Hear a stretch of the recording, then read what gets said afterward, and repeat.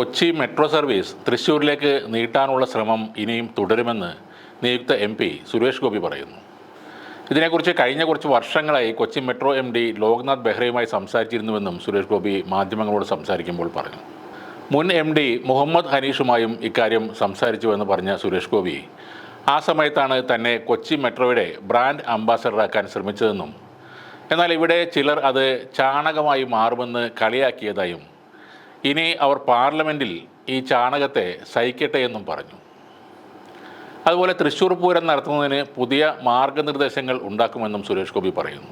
ഇപ്പോഴുള്ള കമ്മീഷണറെയും കളക്ടറെയും മാറാൻ അനുവദിക്കരുതെന്നും അവരെ നിലനിർത്തിക്കൊണ്ട് തന്നെ പൂരം നടത്തുമെന്നും അദ്ദേഹം പറയുന്നു. തൃശ്ശൂർകാർ തന്നെ തിരഞ്ഞെടുത്താൽ ആ മണ്ഡലത്തിൽ മാത്രം തൻ്റെ പ്രവർത്തനം ഒതുങ്ങി നിൽക്കില്ലെന്നും അദ്ദേഹം നേരത്തെ പറഞ്ഞിരുന്നു.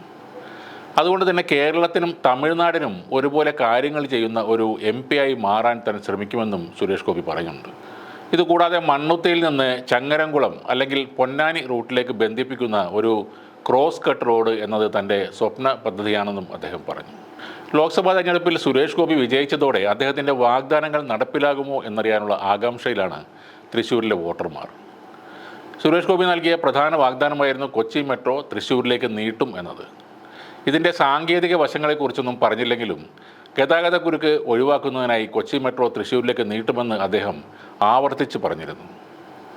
13 വാഗ്ദാനങ്ങളായിരുന്നു സുരേഷ് ഗോപി ഇത്തവണ ജനങ്ങൾക്ക് നൽകിയിരുന്നത്. അതിൽ ഏറ്റവും പ്രധാനപ്പെട്ടതായിരുന്നു കൊച്ചി മെട്രോ സർവീസ് നീട്ടുന്നത്.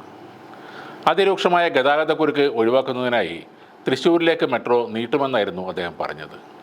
അതിൽ മെട്രോമാൻ E ശ്രീധരനെ തിരികെ കൊണ്ടുവന്നാൽ കൊച്ചി മെട്രോ പാലക്കാട് വരെയല്ല, വേണമെങ്കിൽ കോയമ്പത്തൂർ വരെ നീട്ടാം എന്നുൾപ്പെടെയുള്ള കാര്യങ്ങളും ഈ പ്രചരണത്തിനിടയിൽ അദ്ദേഹം പറഞ്ഞിരുന്നു.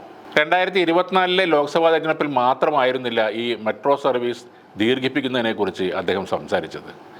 2019 അദ്ദേഹം ഇതേ വാഗ്ദാനം തൃശ്ശൂർകാർക്ക് നൽകിയിരുന്നു.